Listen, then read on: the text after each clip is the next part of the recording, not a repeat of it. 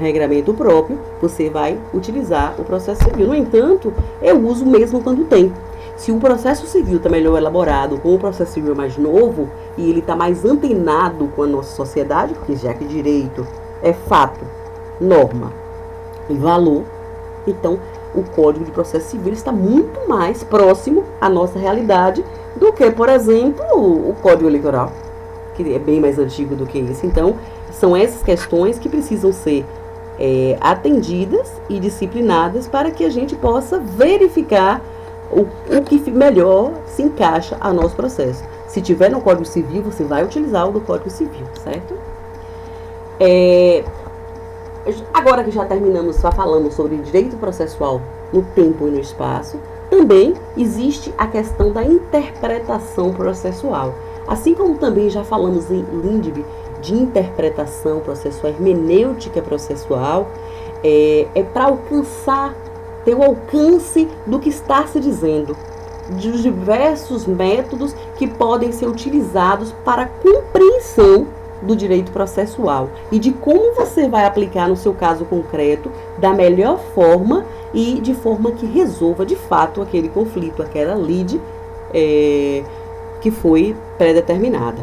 Então, dentro desse critério, nós utilizamos a interpretação literal ou gramatical, é o que o próprio nome já está dizendo mesmo, leva em consideração o significado literal da palavra. Por exemplo, dentro do código está dizendo que o juiz interpretará o código de acordo com a realidade vigente. Tem uma parte de um código, de um artigo que fala isso. É literalmente a literalidade, não existe outra coisa, é aquilo ali mesmo que ele está dizendo. Então, todas as vezes que de pronto entendermos outra regra, esse código vigorará no período de 1 ano após ter o vacácio legis de 1 ano e vigora, não tem segredo, daqui a 1 ano esse código vai vigorar. Não tem segredo. Essa é a parte literal do Código de Processo. É a interpretação sistemática, a norma interpretada com conformidade com as demais regras do ordenamento jurídico. Por exemplo, interpretar processo, eu tenho que entender um pouquinho de constitucional, né? Tá dentro do ordenamento, tá dentro do regramento jurídico, então eu tenho que entender dentro de constitucional. Muitas vezes eu vou embeber meu conhecimento em outra área para suplementar e fazer com que eu compreenda o que está acontecendo, porque direito é sistema, direito é sistemático. Ele tem várias coisas que não se... às vezes até parece que o direito ele está se contrapondo, se contradizendo. Não, mas não existe essa contraposição, não existe esse contraponto. Há como se interpretar um sistema sistemático. Passando agora para outra parte, para outro critério, é o critério histórico. Não há como se estudar algo, principalmente como direito. Para algumas pessoas, eu sou professora de Homem, Sociedade e Cultura, e eu estou tentando fazer essa junção, que as pessoas entendam em que parte da história aquele direito surgiu, qual foi o objetivo daquele direito. Inclusive eu mandei um WhatsApp aí no grupo de monografia bem interessante, que fala que quem pensa que direito foi feito de amores, que foi feito de sonhos e de passividade, não, o direito foi feito com guerra, o direito foi feito com sangue, por isso esse ordenamento precisa ser respeitado. Mas o histórico, além de querer dizer isso, que você tem que olhar o momento histórico, você tem que olhar o que aconteceu naquele momento para que uma lei fosse interpretada daquela forma. Um exemplo básico disso é quando acontece uma grande calamidade. Quando acontece uma grande calamidade, o prefeito, o presidente, o governador pode licitar, não pode licitar não, não precisa licitar pela urgência da coisa. Olha só o contexto histórico. O contexto histórico dessa interpretação é que, naquele momento, se fosse parar ainda para fazer licitação com todos os seus processos, não seria mais emergência, chegaria 2 anos depois, não resolveria o problema de imediato, certo? A teleológica, que é objetiva buscar o fim social. Como a norma é interpretada dentro da realidade social? Então histórica e teleológica é a mesma coisa? Não, a teleológica tem um fim, ela busca o fim para aquela norma. A histórica você interpreta quando está dentro, em que contexto foi feito, para eu conseguir interpretar aquela norma. O impeachment foi feito, a lei do impeachment foi feita em que situação? A nossa Constituição Federal, ela foi feita em que situação? Por que ela é uma Constituição social, democrática? Porque nós vimos de um período de ditadura. E as pessoas sentiam necessidade de liberdade, as pessoas sentiam necessidade de ter uma Constituição que realmente valorizasse elas enquanto povo, enquanto pessoas. Então, nossa Constituição foi feita nesse momento. Por isso que é a Constituição Social. Volto a repetir. Então, o teleológico vê essa questão, né? Qual a interpretação possível que tem para isso? Eu tenho um pouco de histórico? Tenho. Mas ela tem uma finalidade. Ela veio para socializar o nosso país, que em 88 estava no fim da ditadura militar.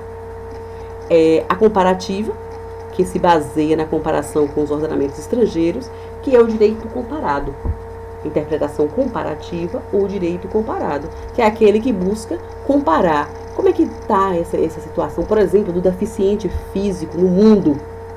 O direito do deficiente físico no mundo é igual em todos os lugares. Então vamos fazer um contrapeso, vamos comparar como é que está utilizando na França, como é que está utilizando nos Estados Unidos, qual é o melhor posicionamento sobre isso. Então vamos implantar aqui através do direito comparado. Ou assim, as constituições, porque a nossa Constituição já mudou 7 vezes, enquanto a dos Estados Unidos continua a mesma, tem pouco mais do que 13 artigos. Qual é o momento histórico? Por que funcionou dessa forma? Porque mesmo com as mudanças, mesmo com a inovação, ela continua original.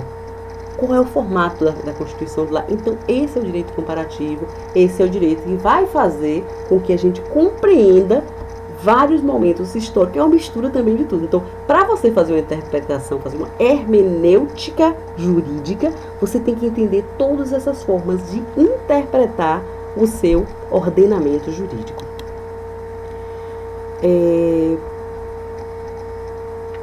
E assim, tem a outra forma de classificação, que é conforme o resultado alcançado. A atividade interpretativa pode ser classificada em declarativa, atribuindo à norma um significado, sua expressão literal, né? Que a gente vê muito isso em direito constitucional, quando alguém entra com ação direta de constitucionalidade ou de inconstitucionalidade, para que o Supremo faça uma interpretação da lei. Muitas vezes a gente não consegue entender que o Supremo Tribunal, ele é o guardião da Constituição Federal.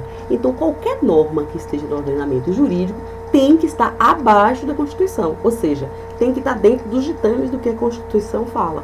Então, muitas vezes, há várias interpretações sobre a lei, o que seria um pecado, né? Que seria um prejuízo jurídico, uma insegurança total.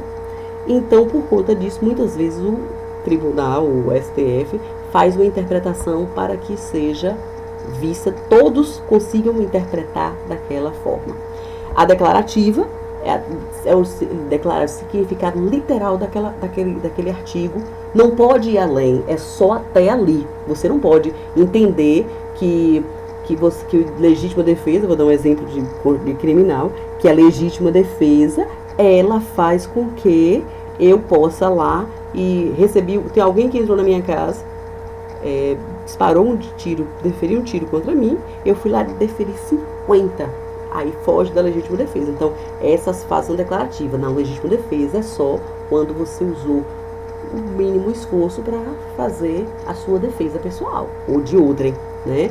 Outro exemplo é quando eu assino um contrato, eu não sei o que tem naquele contrato, eu não decidi junto, então eu posso dirimir aquele contrato judicialmente, né? Então, o contrato tem que ser vontade das partes. Então, tem que entender perfeitamente que o contrato tem que ser feito entre 2 ou mais pessoas e que cada uma tenha conhecimento do que aquele contrato é.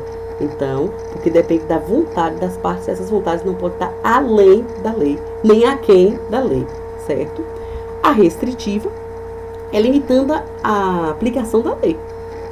No âmbito mais restrito, você pensa que o direito vai ser muito mais do que o que ele é, então interpretando de uma forma muito extensa, e quando precisa ser restringido, ser interpretado só dentro daquele parâmetro. Lembra das famosas brechas? Alguém estava comentando na última aula que o direito tem muitas brechas, é por conta dessas interpretações, e por isso que o STF, os tribunais restringem, porque as pessoas acham que ali tem mais do que o que a lei quer dizer. As extensivas vêm a contrassenso, né? Conferindo interpretação mais ampla. Por exemplo, o artigo 8º da Constituição, 8º não, 7º da Constituição Federal, que fala sobre o salário mínimo, como ele deve ser, né, os direitos sociais, e aí vem falando do salário mínimo, que ele tem que servir para pagar educação, lazer, saúde, né? O salário mínimo tem que dar para fazer tudo isso. Aí vem a interpretação restritiva. Não, não é bem assim. É por isso que define-se o mínimo. Aquele mínimo não significa que dê para fazer isso, mas dá para você dar um pontapé. Essa é a restritiva. Ou a extensiva, quando diz que pai e mãe têm direito de visita ao filho e tem guarda compartilhada. Essa guarda compartilhada, você imagina que é... O que você imagina, né? O que é guarda compartilhada? Essa guarda compartilhada pode ser ficar 15 dias com a mãe, ficar 15 dias com o pai. Outra questão importante, se o pai dá uma pensão alimentícia e ele tem a guarda compartilhada com a mãe, isso não significa que ele vai pagar somente os 15 dias que a criança fica com ele. Ele vai continuar dando a pensão alimentícia e os 15 dias está fora disso daí. Não é uma decisão extensiva que quando você lê a guarda compartilhada, automaticamente todo mundo pensa que essa guarda compartilhada ela vai servir para o pai ou a mãe, né? Estou dizendo o pai, mas pode ser a mãe também, não mais precisar da pensão alimentícia ao filho. Não é isso que acontece, tá certo? Significa que alguém vai tomar decisões juntas, que pode ficar uma semana na casa de uma semana na casa de outro, não importa. No entanto, as obrigações alimentícias continuam como foi definido em tribunal, tá certo? E a última é a abrogante, quando conclui inaplicabilidade da norma. Tem várias leis aí que foram inaplicadas. Eu vou dar um exemplo no lei trabalhista. Com o advento do novo Código Trabalhista, a CLT nova, eu vou dizer nova porque mudou tanto, 100 artigos é uma quantidade bem grande, né? E essa CLT teve uma questão que eu até comentei em sala com vocês, que antes a mulher grávida não podia ficar em lugares insalubres ou perigosos.